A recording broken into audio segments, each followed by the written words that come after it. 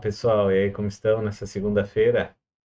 Então, hoje o assunto é um pouco mais pesado, por assim dizer, né? Já começar a segunda-feira aí dando um murro, né? Mas eu acho que é importante falar sobre esse assunto aí, que seria a parte de traumas, né? A parte de dificuldades que temos aí na vida adulta, né? Tanto jovens quanto velhos, em função de traumas, né?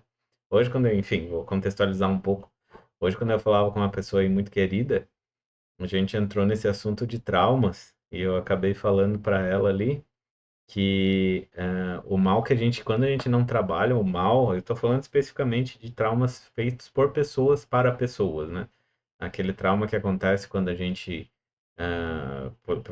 por uma situação específica, não caberia tanto aqui nessa fala de hoje, né? Mas num trauma que foi causado por alguém.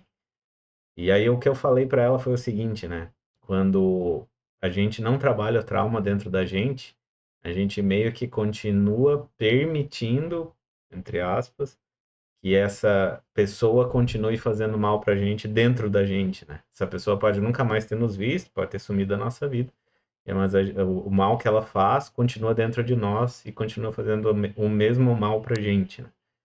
E então a gente acaba, né, novamente, entre aspas, legitimando esse mal dentro da gente. Ela não gostou muito, achou ruim, né? E claro, ouvir uma coisa dessa não é tão interessante, mas é verdade, né? E eu queria falar isso não da posição de julgar, o objetivo não é julgar ninguém, né? Então você que está aí do outro lado, que sofre com trauma e tudo mais, eu não estou querendo falar isso no sentido de julgar você por você não trabalhar aquilo que está acontecendo com você, porque na verdade cada um tem um tempo, tem um processo e não é fácil chegar no ponto em que a gente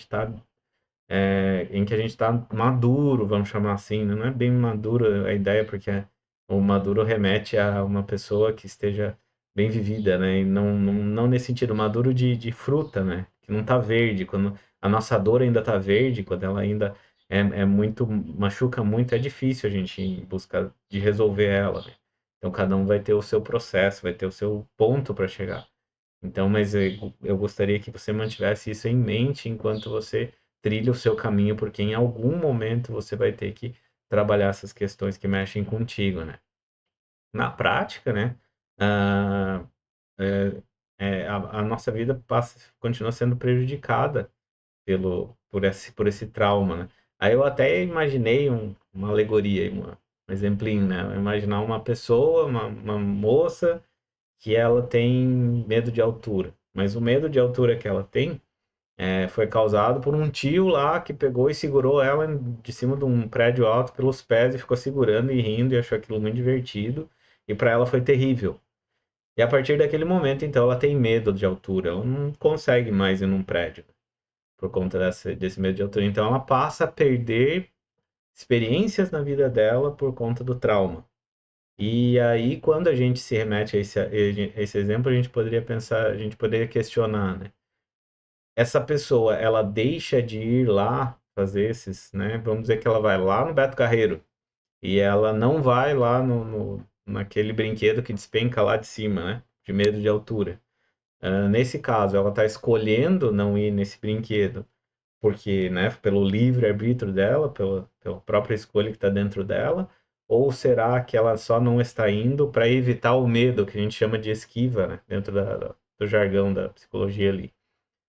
Se é a segunda opção, se é a esquiva, se a gente parar para pensar, ela não está bem escolhendo, né? Não é ela que está escolhendo, porque continua sendo aquela outra pessoa dentro dela que causou o trauma e continua determinando algo na vida dela. Então, nesse sentido, ela está não só perdendo coisas legais da vida dela por conta de evitar, né, a dor, quanto ela está deixando que essa outra pessoa determine, né, essa pessoa que fez tanto mal para ela, essa pessoa está determinando coisa na vida dela ainda hoje.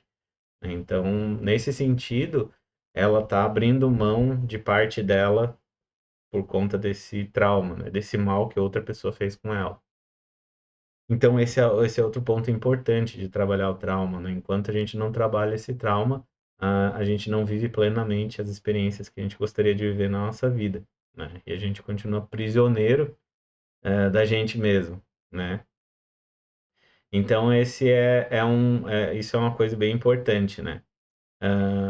Melhorar é recuperar esse poder que a gente abriu mão, não é que a gente está abrindo mão, não é que a gente abre mão porque abre mão da ideia de ser voluntário, né? A gente não está fazendo isso voluntariamente, mas quando a gente não trabalha o trauma, a gente acaba sem perceber abrindo mão do poder, né? E então, quando a gente começa a entrar nesse círculo, e você vai sentir isso quando você estiver pronto, disposto a trabalhar o teu trauma, tu vai começar a sentir essa necessidade de ir em busca de resolver isso. Vai ser fácil? Não vai. Não é só porque você está disposto que vai ser fácil.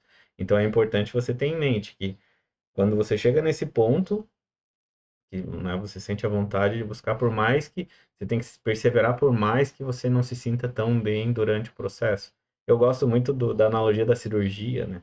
Quando a gente faz uma cirurgia, ela machuca, ela dá medo, ela, né, uma série de questões, mas o resultado da cirurgia, né, é a gente se livrar daquele mal, se livrar daquele trauma, daquela dor, que de repente aquele problema que a gente tinha estava estava causando, e a longo prazo a gente vai melhorar, né? Médio prazo a gente vai melhorar. Então, no começo vai doer, mas depois tu vai melhorar. E por fim, eu queria dizer uma coisa que eu sempre dizia quando eu atendia lá no CAPS, né? Quando a gente tem um trauma, quando a gente tem uma dor dessas, do passado, a gente costuma dizer, eu tenho um problema no passado. Esse problema não é do passado, na verdade, né? Se você continua sofrendo ainda hoje, assim como cada vez que você se remete àquela situação traumática, ou cada vez que você rememora, ou cada vez que você passa por algum elemento que é um gatilho, que daí dispara essas reações dentro de ti, elas não são passadas, elas continuam sendo presentes, né? Ela é presente até que você trabalhe elas. E aí sim, elas vão, quando você resolver, estiver em paz com essas questões, porque eu digo em paz porque não é resolver, muitas vezes não consegue eliminar, né? Não, a gente não vai, a ideia não é apagar da memória, a ideia não é se livrar da tua experiência, né? Por mais que se fosse possível, seria interessante, mas a gente não consegue fazer isso. Até tem aquele filme Brilho Eterno, de uma mente sem lembrança, fala um pouquinho sobre isso, mas vou deixar para outro momento falar sobre isso. Mas, enfim, se a gente conseguisse fazer isso, seria, em algumas situações, melhor. Mas o processo do ser humano não é assim. Então, a gente precisa, na verdade, ressignificar a situação, conseguir conciliar ela dentro da gente. Quando tu chega nesse ponto, aí sim vira passado. Porque daí ela não mexe mais contigo no presente. Ela só vai estar lá naquele ponto onde ela aconteceu, né? Então era isso, pessoal. Eu sei que é um tema pesado aí, mas é importante da gente abordar às vezes os temas pesados também, né?